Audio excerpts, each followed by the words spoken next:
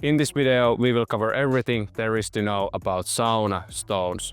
By sauna stones, I mean these rocks that are found inside the sauna heater. Why do you use rocks inside traditional sauna heater? Where do these rocks actually come from? Can I collect stones from nature and use them in my sauna? And many more questions like these will be answered in today's questions and answers type video about sauna stones. My inspiration for making this video comes from a comment on one of our YouTube videos where a user called RokueArcher24 said the following. Yes, you can use rocks from your backyard as long as they are the right kind. These corporate knobs just want you to bend hundreds more on rocks. I have used rocks sourced from my surroundings for different sauna experiences many times. Understand which type of stone works and which won't. Borrows. So that's the inspiration. If you want to see any topics in the future, just comment your stuff down below.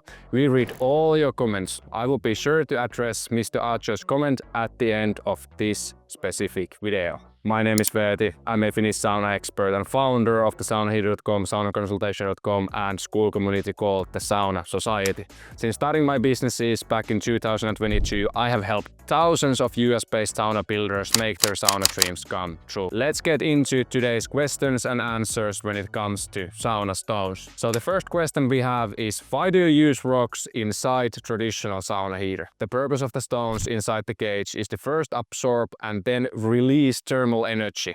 Sauna stones release the most even, enjoyable heat and help regulate and create constant temperature in a sauna. If you would have an electric sauna heater without these stones, the heat would be radiant and temperatures would heavily fluctuate based on the heater's heating cycles. If you had an electric sauna heater without rocks, you would essentially have a microwave, not a sauna. When the heating elements heat the rocks and then rocks evenly release the heat to the sauna, you will have an equally warm sauna room, thanks to these rocks. Another purpose of the stones inside the sauna heater is to turn water you throw into the stones to a soft steam that we call löyly in traditional saunas. Löyly, so the steamy air that is created by the rocks when you throw water to them, is the most enjoyable air a sauna goer can experience. Next question we got is, what type of stone works the best in a sauna heater? So olivine dia-based stone is the most popular stone as it works the best overall based on the current findings of the industry. Perioditis, vulcanite and olivine stones have also been found to work very well in a sauna. You want to use a type of stone that has good heat retention capability, so which means they can release and absorb heat effectively. Additionally, you want the stone to be very temperature resistant so it doesn't crack when heated. Lastly, you want something suitably sized for your sauna heater. You want to avoid stones that have gases or potentially harmful minerals in them.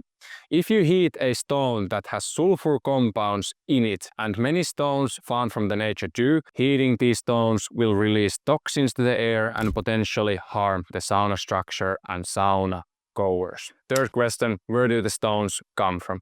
Based on my knowledge, essentially all stones on the market come from 1 out of 2 companies. Regardless of what logo has been slapped on top of the stone, they all come from the same 2 mines. We have a company called Sauna which Harvia purchased a few years back. They have a mine in Luvia, Western Finland.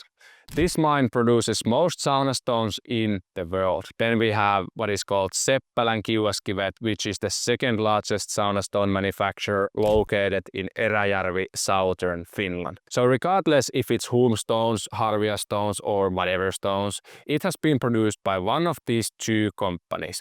Produced might be a wrong word because the stones are actually industrially mined from the bedrock.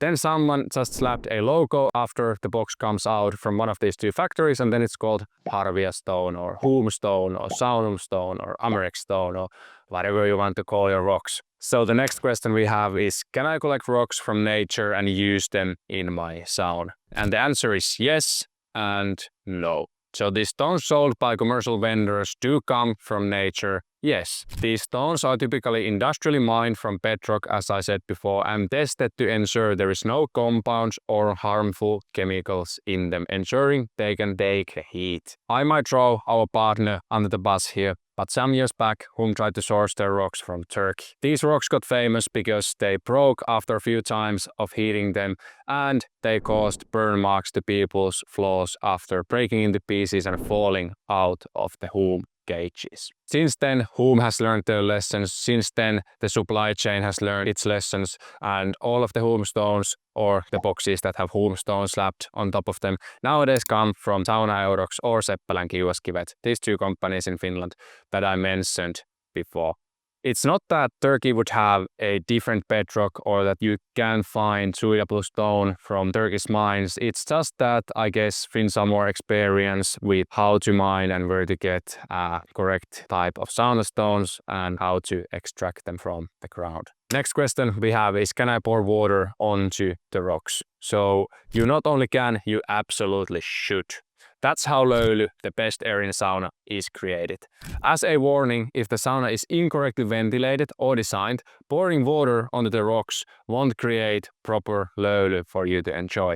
But you should go and test a proper sauna and pour water onto the stones, and you will find out that löyly is incredible. Next question we have is, does pouring water onto the rocks make the sauna hotter? So the air temperature in a sauna doesn't really go up when you throw water onto the rocks, but it feels hotter because the humidity increases. The reason being that when you pour water onto the rocks, the water turns into steam. This steam makes the air more humid, which makes your skin feel hotter. However, the actual air temperature might stay the same or even drop a little because the water cools the rocks slightly, and the rocks radiate the heat to the sauna. When creating löyly, the main change is in the moisture, not the temperature. Why are some stones round, while others, like these ones, have more harsh corners? So both shapes serve a different purpose and create slightly different kinds of löyly and warmth in the sauna. Round stones allow for better airflow around the stone, thus making the heat up times slightly faster.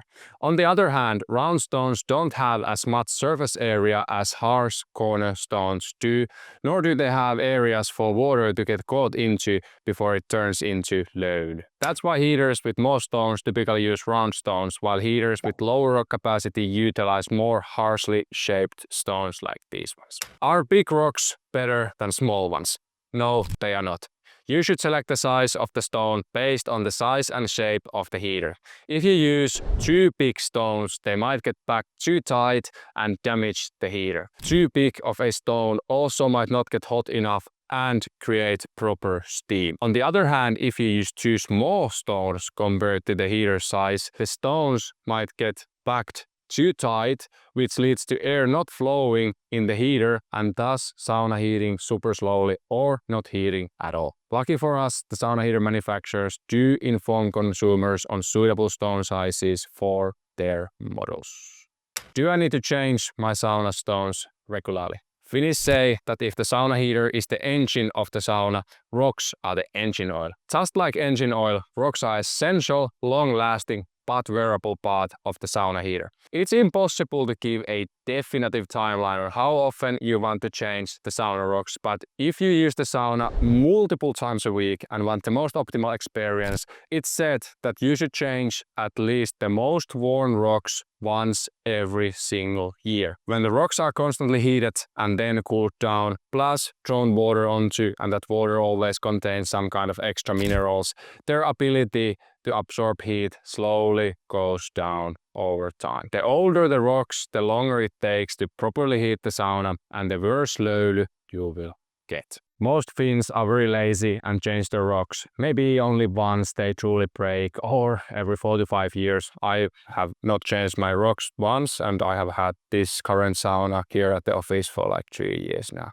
So not changing the rocks can actually cause issues with electric heaters, heating elements, and it also makes the heating consume slightly more energy. I would say that you do whatever you want, but if you want optimal load and optimal heat, you want to change at least the most worn out rocks once every year. So once a year, just go take the rocks out of the cage, see which ones are very like torn down and very consumed or wear down, and then change those. So maybe you need, like, depending on the heater, you need some amount of stones to change every year if you want optimal heat and load. If you're lazy like I do, I think you will do completely fine without changing your stones. Maybe you change the stones every 3 to 4 years. I think I should change some of these. They look pretty torn down, to be honest. Let's recap by addressing Roku Archer 24's comment, as I promised to do at the beginning of this video. Firstly, Archer says that you can use the rocks from your backyard as long as they are the right kind, and this is correct. All rocks come from nature and not from laboratory,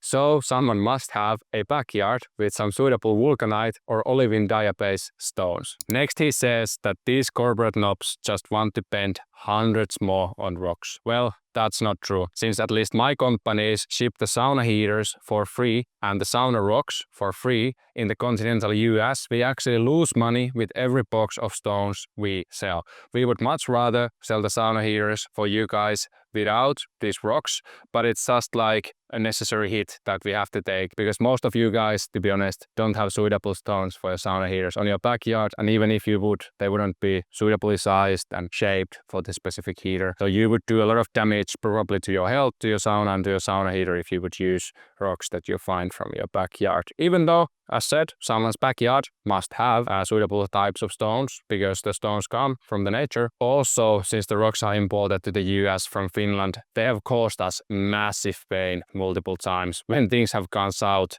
with the supply chain. So we have had a couple instances in the past few years when we and the whole supply chain and the whole US side has completely run out of all sauna stones. That's pretty bad, because then we basically can ship the heater to the customer, but if they don't have rocks, the heater is completely unusable. That has lost us a lot of sales and caused our team a lot of headache and a lot of extra customer service, and probably given us few unhappy customers as well, because these things are not really favorable for the supply chain. So I wish I could sell sauna heaters without these damn stones. That's all for today. Thanks for watching. Hope you learned something. Subscribe to our channel if you want to learn more about saunas. We aim to drop at least one value-packed video every single week. If you want to learn more about saunas, check out one of these 2 videos next. See ya!